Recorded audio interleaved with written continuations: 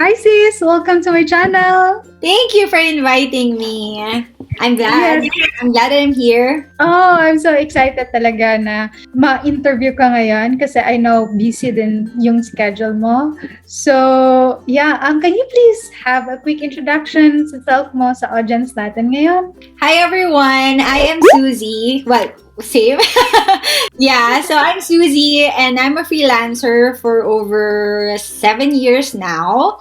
I am currently based in Madrid, Spain, and I am an online business manager and one of the coaches inside the Freelance Movement Tribe.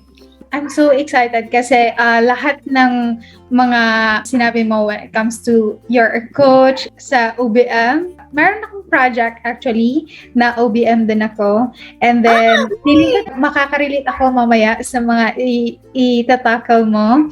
And then also, you're one of the coach sa Freelance Movement Tribe. Like, I know na lahat ng mga students na nakasali dyan is so very magagaling talaga. So, for sure, marami talaga kaming matutunan sa'yo. So, may I know sis, before ka nag-freelancing, ano yung work mo?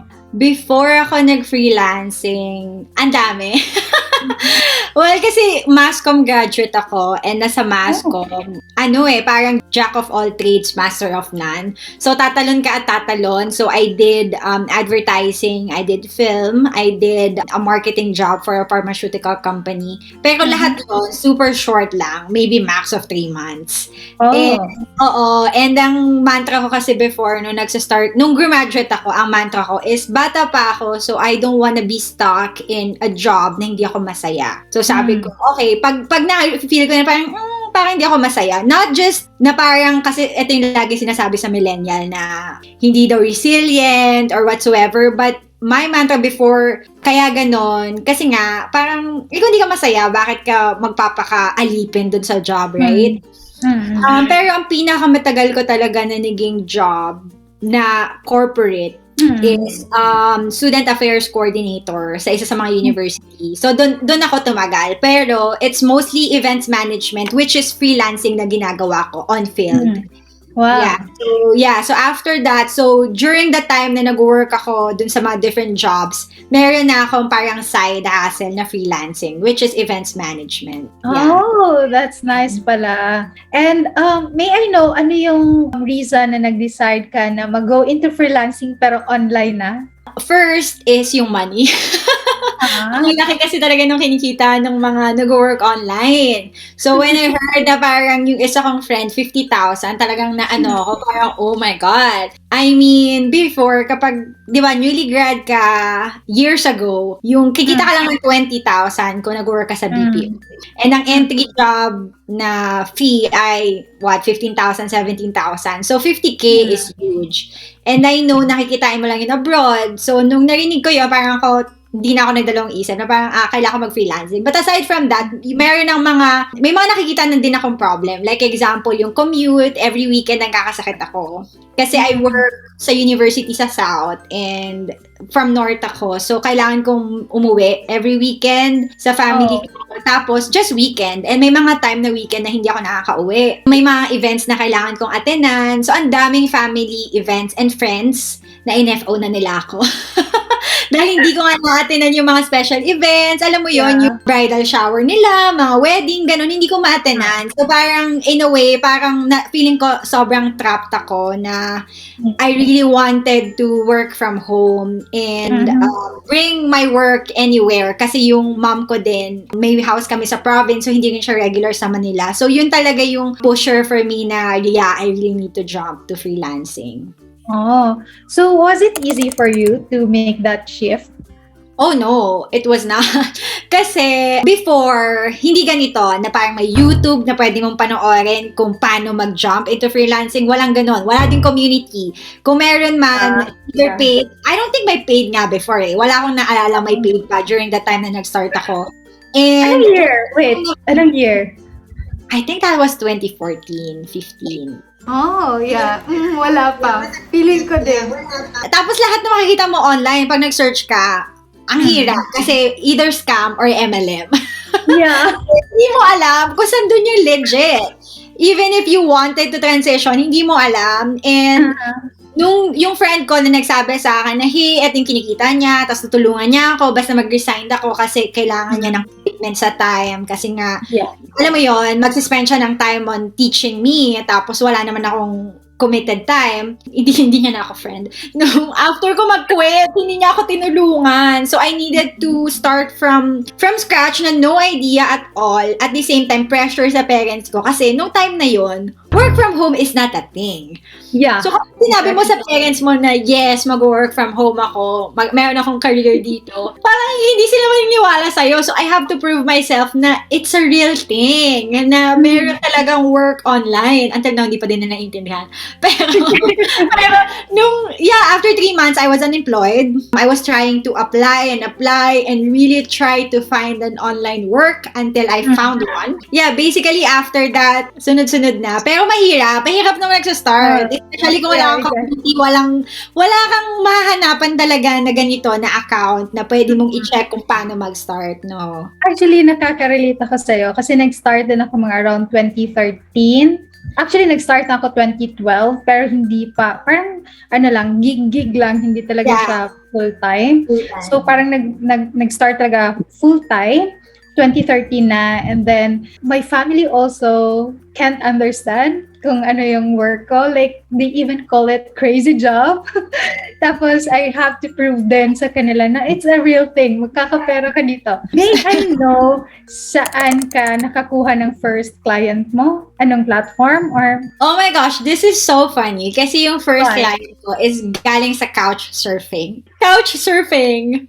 Hindi ko yan. When you travel and ayaw mong mag-hotel or hostel, para siyang Facebook. Hindi siya Facebook pero you have a profile and then, kunwari pupunta ka ng Hong Kong, then you're gonna post something na, hey, I'm visiting to Hong Kong from this day to this day. Can someone host me? Tapos, you can stay to either the room or their couch. Kaya it's couch surfing. Yes, for free. So, you can post that and then either people would host you, parang magme-message sila sa'yo, madami magme-message sa'yo, or hahanap ka ng mga tao na nandun, tapos ikaw magme-message sa kanila, and then you're gonna pitch yourself na, hey, mag-visit ako, can you host me, ganito, ganyan. So, that's couch surfing. Yung first client ko, nahanap ako nung assistant niya sa couch surfing. Kasi, papunta siya ng Philippines, but he has a travel app. Papunta siya ng Philippines, but I think nagkasakit siya. They need someone to write parang a review for their app. So, ako yung ni-reach out nila to actually go to those places to write about it. So, yung first job ko is more of a VA writer. Na ganon. Na, I call it still online because it's remote. I did not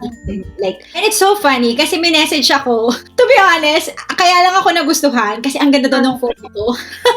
So, the lesson here, guys, dapat yung photo nyo is always presentable and professional to any platforms. So, that's how I found my first client. And, by the way, right now, ano na yung work mo? Ngayon, I'm an online business manager. Sa lahat ng mga clients mo, how many clients do you have right now? Currently, I have 4. May I know ba what is talaga yung OBM? OBM is a very new skill offer, very underrated. Actually, nag-start pa nga lang siya sa Philippines. Pero every time people ask me, medyo complicated to explain it. So how I explain it, to simplify it, is kasi sa corporate world, may operations manager at marketing manager. So si marketing, siya yung nag-strategize, nag-make sure na nabibenta yung product, lahat ng lead generation sales process sa marketing. Tapos si operation, siya naman yung sa fulfillment, making sure na yung binenta na product is dadating sa client and magiging happy yung client. So, si OBM is a mix of two. She's the marketing manager and the operations manager. She's the right hand of the CEO. So, si CEO, kung may idea, kunwari maglo-launch siya ng program, sasabihin niya sa'yo na, hey, eto yung gusto ko i-launch. Then, it's the OBM's job to strategize, with the help of the CEO, to make sure na match yung vision niya dun sa plan ng OBM. And then from that, siya yung magmamap out ng lahat and making sure na lahat ng tao is ready, lahat ng team members kompleto to actually fulfill the goal of the CEO, yung vision niya. So, ikaw yung integrator. So, parang ikaw yung parang tinitingnan mo lahat ng aspects sa business. Yes. Yeah, so normally nag-hire yung client ng OBM kapag either mag-open sila ng new business and they need someone to handle na the overall of the Overall. business, and then i-update na lang sila, or the CEO needs to scale and kailangan nilang umalis dun sa operation side. So kailangan nila ng someone who's knowledgeable with the system and processes, kasi when you're scaling, importante na solid yung processes eh. So, does it mean then no, na at least meron kang alam sa marketing side, at least meron kang alam sa iba't ibang mga department for you to handle, or hindi naman? Actually, I think mas okay na mindset na if problem solver ka, kapag nakita ka ng chaos and gusto mong ayusin yon, or kapag may team members tapos gusto mong mag-manage ng tao, those are the qualities na I think importante for an OBM. Kasi with the process, with the tech, that's something you can actually learn. The strategy, basahin mo lang yung Russell Brunson, maintindihan mo na kung ano yung digital marketing. So, yeah, I think it's more important yung na-enjoy mo yung organization itself. Yeah. Kasi ikaw talaga yung taga-organize ng lahat. Making sure na yung mga deliverables ng marketing side, yung ibang mga side is nakukuha nila, tapos ikaw yung nagmamanage sa kanilang lahat. Actually, I want to share this kasi I have a client din, pero ang tawag niya kasi sa akin is project manager. Hindi niya ako tinawag na OBM. Yeah, a lot of clients are not yet familiar. They thought OBM is project manager, but project manager is just a part of the OBM. Ano ba yung difference from OBM and project manager? So, project manager is, for example, sa company, sinabi ng CEO na, okay, we have to revamp the website. Then we need a project manager for that. So, si project manager ang mag-make sure na, okay, ito yung team. And then si OBM yung nag-handle no project managers. Kunwari may different projects, kunwari may different client managers, si OBM yun. Okay. So, ganito kasi yung task ko sa kanya. Feeling ko, under ako sa OBM, hindi sa project manager. Kasi ganito kasi yung task ko sa kanya. Meron siyang team talaga for social media marketing. Meron din siyang team for yung podcast creation niya. Tapos, meron siyang another team for e-course niya. I'm handling all those tatlong teams niya. So, that's an OBM. That's an OBM. Okay. Yeah. Okay. So, Yeah. kasi yan yung parang isasabi niya sa akin, you're my project manager, you have to overlook all of this side sa businesses ko. So, ayan, sasabihan ko siya na, hey. Yeah, kailangan mo siya i-educate na, alam mo ba na may bagong term? Ito yung term. Project manager is just one project. Yeah. Yeah, thank you. Thank you so much for that. May I know then kung ano yung mga task mo as an OBM? Task and OBM, to be honest, walang cookie cutter kasi when it comes to, because OBM is very broad. As you mentioned, merong team management, merong metrics management, merong part ng HR, merong project management, launch management. So, madami. So, meron akong, for example, with one of my clients, it's more of the operation side. So, meron siyang HR and meron din siyang client manager and then may sales manager. So, my main task in that one is to really make sure na na-achieve nila yung metrics nila, yung sales goals. So, that's for one of my client. Another client, focus on OBM as focus on the launch. So, madami siyang launches. So, as an OBM, mini-make sure ko lang na everyone, it's more of the team management actually and the launches. Kasi sa strategy, she's very smart. So, she would just give me the strategy, the whole team yung nagbe-brainstorm, and then pinupush na lang siya sa team members. Tapos, the other one naman, it's more of the project manager actually na position. Pero, hindi rin sila familiar sa OBM. So, I'm handling the marketing manager and the operations manager. So, ganun din. More of making sure na yung mga fulfillment, yung shipment, okay dito sa operations. Making sure na yung mga problem na filter na on my end before pa umakyat. Parang nasusolve na. Kunwari may contractor na hindi nag-fulfill or mga ganon. Akin na yun before. Ikaw na yung mag-handle. Okay. Therefore, it depends kung ano yung goal ni client. Kung ano yung goal niya sa business niya. Kung more on launching siya, doon mo i-manage yung team, yung ganun. Yeah. So, that's nice. May I know then if part din ba as an online business manager, parang ibibigay ka ng advice sa team kung paano nila yung handle yung project based sa timeline? or nila? Yeah, so one of my clients, which is nakalimutan ko ibanggit. So my program, for example, ang start kasi normally when I get client, like example for the 90 days, retainer. So kung sabihin nila, hey, maglo-launch ako ng program. So sasabihin lang nila yung program, and then me and my team would brainstorm ano ba yung strategy na gagawin natin dito with the social media manager, ano yung mga posting, paano yung content strategy for that, and then with the copywriter, ano yung mga email sequences na kailangan, paano isusulat yung sales page, and then with the funnel builder as well. It's system and strategy, basically. Depende talaga siya sa goal ni client and sa position mo dun sa business. Kasi minsan nga, meron na silang, example, may marketing manager dun sa isa kong client. So, I don't have to do strategies. More of approval na lang. Na parang ito sasabihin ko na, hey, ito yung vision ng client. So, can we do this? So, siya na bahala ng, okay, ano yung organic strategy, ano yung paid ads. Tapos, kailangan ko lang i-make sure palagi na, okay, hindi ka na nakakaabot ng metrics. Ano nang gagawin natin? Ganon. So, pag ganon, pag mayroon ng marketing manager and operations, more of really high overview. Pero kapag yung small business, like small coach lang, ganyan. So, one-man team lang yan. So, yung buong team ko, kami yung nagsa-strategize for that coach, for that client. Meron ka bang times na yung client mo, ina-ask ka din to do some of the tasks na hindi magawa ng team na under mo or yung mga sinusupervise mo? Something ganun? To be honest, no. Pero I always initiate. For example, meron kaming isang launch na hindi natapos yung build out on time. So I have to set up a plan B. Kasi normally, when I launch something, I have a risk management plan. So for example, hindi natapos yung funnel, anong gagawin natin? So, pag ganon, since mabilis ako kumilos eh. So instead of me asking someone na, hey, can you build this? Tapos kailangan ko pa explain ko ano yung kailangan, I'll just do it myself. So, yeah, hindi naman ako nire-require. No, wala namang ganon. Pero mas madali na ikaw na lang yung mas madali pag ikaw. Kasi parang alam mo na eksakto kung ano yung gagawin eh. You know what ba, masasabi ko talaga na yung OBM na work is not easy. It's not easy talaga. Kasi aside sa mag-handle ka ng team, you also make sure na lahat ng mga ginagawa ng team is good, approved also by the client. Even the budget, kailangan mo ding malaman. Even also the timeline, dapat pasok. Di ba? You know what? Stressful talaga ang OBM. Pero sa someone na gusto mag-organize yung mga ganun, it's enjoyable. Yes.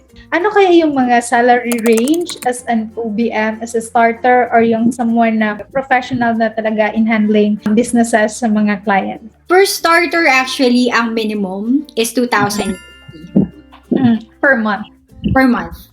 Yeah. That's really nice. Masasabi ko na dapat lang talaga. Yeah.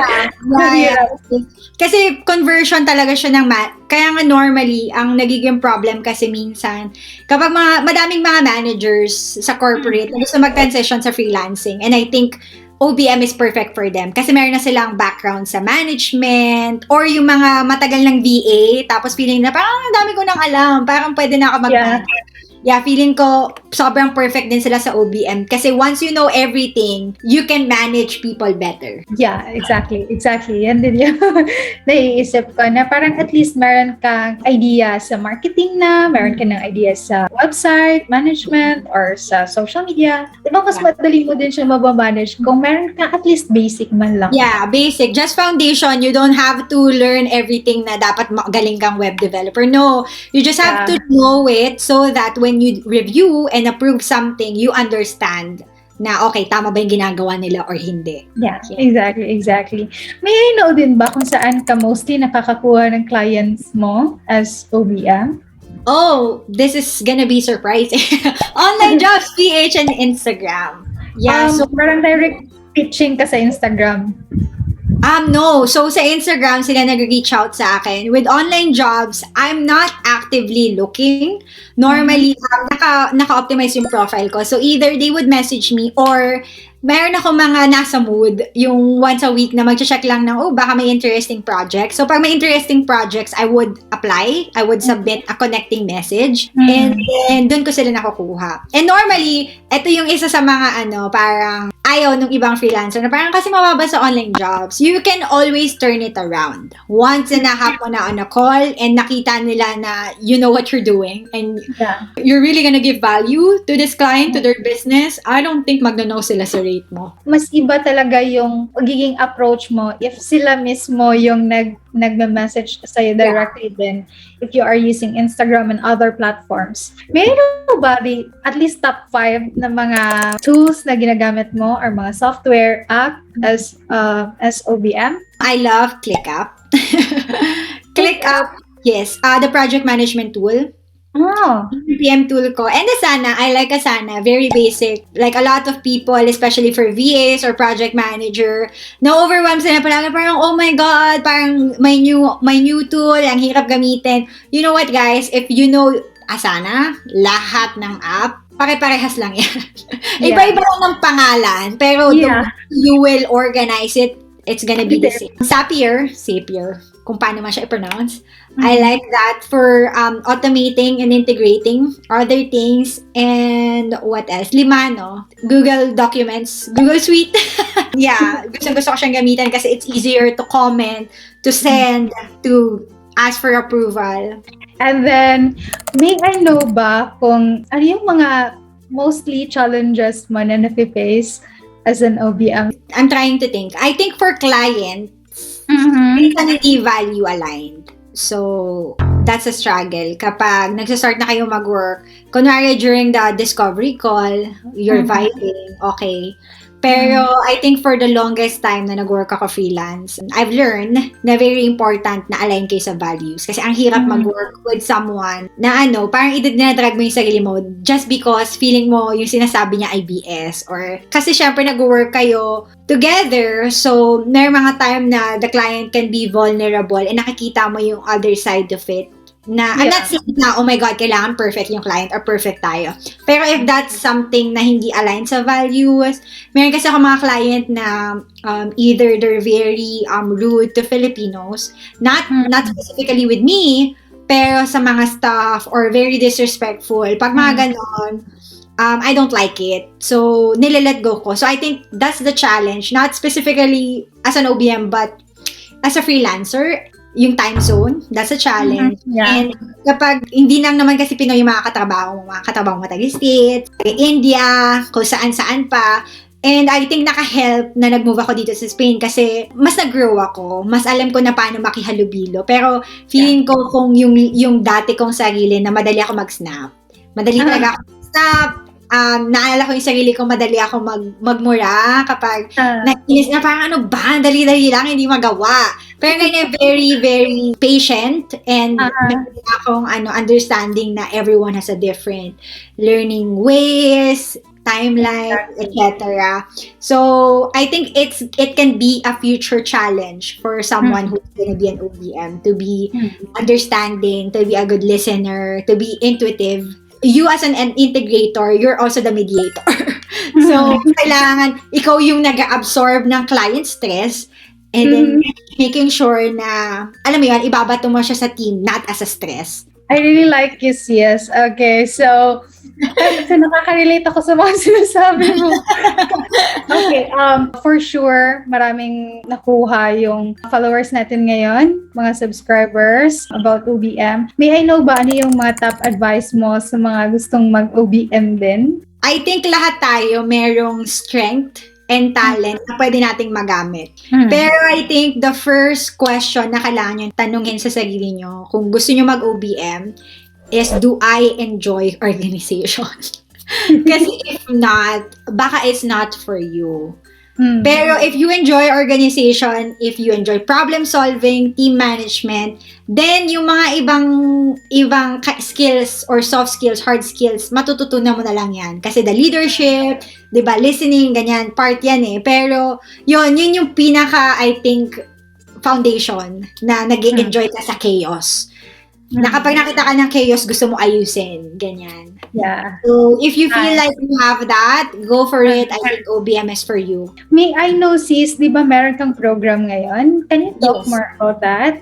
Oh, it's the Unstoppable OBM. Yes. We actually launched last month and we closed the cart already.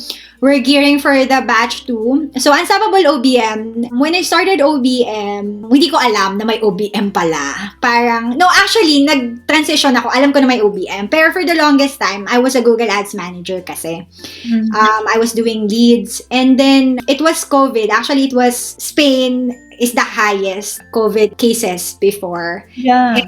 Parang ano yun, life or death for everyone. Kasi nga, di ba, parang it's crazy na suddenly nag-shutdown ng mundo. And everyone reflected sa buhay nila. And isa na ako doon. Na parang, oh my gosh, am I doing things that I love doing? And Yeah. I'm not. I am doing it for the money. And I wasn't happy talaga. Para akong robot. Sometimes I'm happy, sometimes I'm not. Pero walang push. Parang you're dragging yourself and doing things repeatedly na hindi ka talaga masaya. So sabi ko, I have to follow kung ano ba yung gift ko. Ano yung superpower ko. Yeah. And I realized na I really enjoy events management. Even nung bata pa ako, naalala ko as in the school, kapag may birthday ng teacher, ako talaga nag-organize na, kailangan, ganito natin surprise. Alam mo yon until high school, yung mga ganong surprises, yung mga friends ko na monthsary nila, anniversary, ako nag-organize lahat. Na-enjoy ko talaga siya. And so inisip ko, parang ano ba yung strength ko? Ano ba yung na-enjoy ko talaga? And that's events management. I enjoy managing everything. Any plans, any ideas, I enjoy that. Tapos, so tinanong yung coach ko na parang, ano kaya yung fit dito sa strength ko? Tapos sinabi niya sa akin na, sabi niya, ba't hindi ka mag-OBM? Tapos that time, to be honest, 2 years niya nang sinasabi sa akin, ba't hindi ka mag-OBM? Ayoko. Kasi, di ba kapag matagal ka ng freelancer, tapos nandun ka na sa top, ayaw mo na mag-start from scratch. Nakakatakot mag-start from scratch. Kailangan mag-ask ka ulit. Kailangan mag-client acquisition ka ulit. That's scary.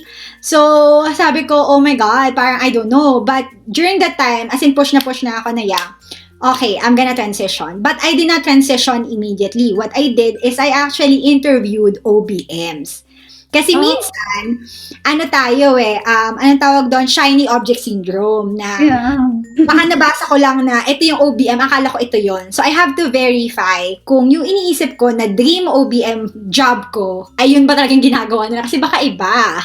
Minsan kasi si Google sinungaling, diba? And when I was talking to them, to be honest, as in yung smile ko, kinikilig ako, as in my butter, as in, yung feeling na, oh my God, I want to do that. As in, ganun yung nasa isip ko. Tapos, tinanong pala nila ako na parang, ano bang background mo? Ganito, ganyan. So, kinento ko, sabi, yeah, you're perfect. You can do it. You just have to learn some of the tools. Ganito, ganyan. Sabi ko, oh my God. Sige, magta-transition ako. And then, my sister enrolled me to a very basic system course. Doon ko na-realize, she's an OBM. Doon ko na-realize, parang, yeah, I like being an OBM. But I was not really prepared to be an OBM. So, when I started to get clients, kung paano ako ng client, feeling ko, I'm not delivering 100%. Parang, alam mo yun, yung parang gusto mo tulungan yung client pero hindi mo alam paano. Hindi mo alam paano. Kasi parang you're not well equipped. I have the experience. I need to solidify it with the international coach. And sabi ko, I don't think everyone can afford a coach. So why don't I open my own course to actually teach what I know? So I started the program, Unstoppable OBM. It's solely for Filipinos. Yes. Oh, I love that passion na gusto mo ding ituro yung mga nalalaman mo. Kung sino yung mga gusto ng mga subscribers ko sis na mag-enroll, saan ka pwede i-contact? They can actually follow me on Instagram, Susifyco, and Remote CEO. So, andun yung link ng website for the waitlist. Yes, marami akong natutunan from you and gusto ko din parang i-ano pa yung skills ko when it comes to OBM. And thank you kasi nagbigay ka ng time para... Thank you. I'm honored to be here. Thank you so much.